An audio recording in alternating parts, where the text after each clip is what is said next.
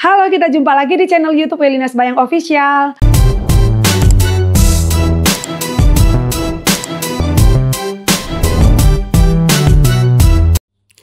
Halo teman-teman, kita jumpa lagi di channel YouTube Welina Sembayang Official. Kita kembali melanjutkan pembahasan soal-soal bagi teman-teman yang mau persiapan UKOM, uji kompetensi bidan, dan juga teman-teman yang mau mempersiapkan diri dalam mengikuti P3K Kebidanan di tahun 2024 ini. Nah, kali ini teman-teman kita akan membahas soal sesuai dengan prediksi soal dari teman-teman yang sudah pernah maju ujian sebelumnya.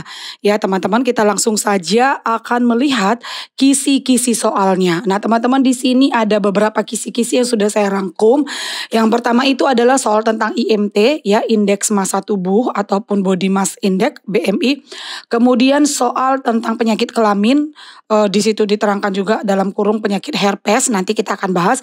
Kemudian ada juga soal tentang resus negatif dan resus positif, dan soal tentang imunisasi, ya tentunya imunisasi yang terbaru.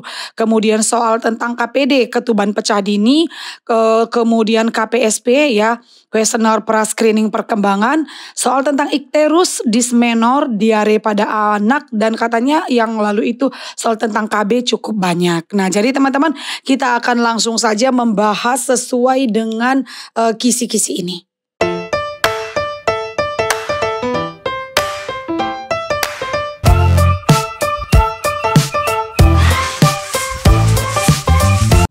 Oke, bagi teman-teman yang mau bergabung untuk dapatkan pembahasan soal lebih banyak, mari ikut bersama-sama dalam kelas bimbel privat online Welina Sembayang Official. Nah, bagi teman-teman yang mau ikut bergabung, bisa langsung saja menghubungi nomor WA 0812 1249 5294. Kita akan ada kelas bimbel privat online, pembahasan soal lewat grup WA, Zoom, dan juga tryout secara mandiri. Oke teman-teman, soal tentang IMT, ya, indeks massa tubuh. Jadi sebelum kita ke soal, teman-teman harus paham rumusnya. Rumus untuk mengetahui IMT atau indeks massa tubuh seseorang itu dalam kategori normalkah, underweight kah, atau obesitas kah. Rumusnya itu adalah dengan cara berat badan dalam kilogram dibagi tinggi badan dalam meter kuadrat. Nah misalnya contohnya itu seseorang yang berat badannya itu 60 kilogram, kemudian tingginya itu adalah 150 cm, berarti itu sama dengan 1,5 meter, kan seperti itu. Nah jadi 60 per 2,25. Nah 2,25 ini adalah 1,5 pangkat 2 karena dia tinggi badannya dalam meter pangkat 2. Ya, nah jadi jawabannya adalah 26,6. Nah kemudian ini wajib kita hafal, ya. Ini adalah untuk klasterisasi pembagian status gizi, apakah IMT, ya, status gizi IMT apakah normal atau tidak. Nah jadi normalnya itu IMT adalah 18,5 sampai 24,9. Nah jadi ketika IMT seseorang itu sudah 25 sampai 29, itu sudah disebut dengan overweight ataupun kelebihan berat badan. Dan kalau sudah di atas 30 ke atas, ya 29,9 lebih gitu, ya, atau 30 ke atas, maka IMT seseorang itu adalah obesitas. Dan kalau kurang dari 18,5 itu kita sebut dengan underweight ataupun kurus ya, kekurangannya, berat badannya dalam kategori underweight, kekurangan. Nah jadi yang normal itu adalah 18,5 sampai 24,9. Nah kita lanjut ke dalam bentuk soal, ya teman-teman. Oke, soal nomor 1, seorang perempuan catin, ya, calon pengantin datang ke puskesmas untuk pemeriksaan kesehatan. Hasil pemeriksaan berat badannya 60 kg, tinggi badan 150 cm. Kanan darah 120 per 80, pernapasan 20 kali per menit, nadinya 78 kali per menit, IMT-nya 26,6. Pemeriksaan triple eliminasi negatif, ya. Jadi ini memang salah satu pemeriksaan yang wajib sekarang dilakukan kepada catin atau calon pengantin yang mengambil rujukan untuk lanjut ke pernikahan, ya. Sekarang programnya seperti itu, jadi harus wajib melakukan pemeriksaan triple eliminasi untuk deteksi dini penyakit HIV/AIDS, sifilis, dan juga hepatitis. Nah, tapi di sini pertanyaannya itu adalah tentang apakah kategori IMT perempuan dalam kasus tersebut A. underweight, B normal, C overweight, D obesitas, E sehat. Nah jadi ini tadi 26,6. Nah 25 ke atas ya teman-teman itu kita sudah sebut dengan overweight ya. Jadi yang normal itu adalah 18,5 sampai 24,9. 25 sampai 29,9 itu sudah overweight. 30 ke atas itu sudah obesitas ya. Jadi di sini karena IMT-nya itu adalah 26,6, maka jawaban yang paling tepat itu adalah C, overweight. Oke, kita lanjut soal nomor 2. Seorang perempuan datang ke praktek mandiri bidan mengeluh keputihan banyak dan berbau, nyeri buang air kecil dan berhubungan, area vagina tampak lepuhan yang terasa gatal, perih dan panas. Apakah penyebab yang mungkin terjadi pada kasus tersebut?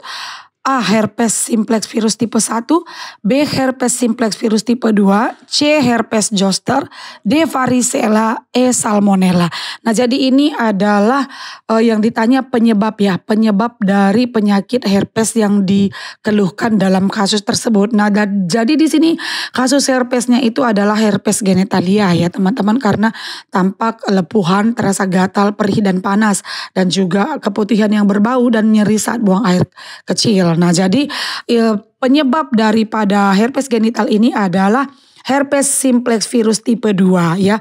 Kalau yang herpes tipe 1 ini biasanya mengakibatkan manifestasinya oral ya, herpes oral ya, di daerah sekitar mulut. Dan kalau herpes zoster ini lanjutan daripada seperti cacar ya, varicella, herpes zoster itu adalah sejenis cacar, dan salmonella itu adalah sakit tipoid atau tipes ya. Jadi herpes genitalia itu disebabkan oleh virus herpes simplex tipe 2. Jadi jawabannya adalah B. Oke, kita lanjut soal nomor 3. Seorang perempuan datang ke puskesmas membawa bayi yang berusia 9 bulan untuk melakukan imunisasi. Dalam buku tercatat bahwa bayi tersebut mendapat imunisasi yang lengkap sesuai jadwal setiap bulannya. Imunisasi apakah yang diberikan kepada bayi dalam kasus tersebut? A. DPTHB HIP1, OPV2, PCP1 dan RV1. B. DPTHB HIP2, OPV3, PCP2 dan RV2. C. DPTHB HIP3, OPV4, IPV1 dan RV3. D. Campak rubella 1 dan IPV2. E. DPTHB HIP4, campak dan rubella 2. Nah jadi teman-teman ini saya tampilkan ya untuk imunisasi dasar yang sekarang wajib diberikan ya. Jadi dalam 24 jam pertama itu bayi harus mendapatkan hepatitis B0.